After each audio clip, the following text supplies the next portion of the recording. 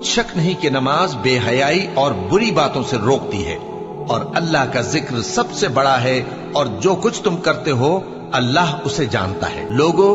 جو مال و متاع تم کو دیا گیا ہے وہ دنیا کی زندگی کا ناپائیدار فائدہ ہے،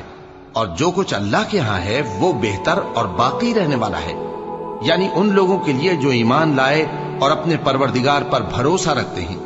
اور جو بڑے بڑے گناہوں اور بے حیائی کے کاموں سے پرہیز کرتے ہیں، اور جب غصہ آتا ہے تو معاف کر دیتے ہیں،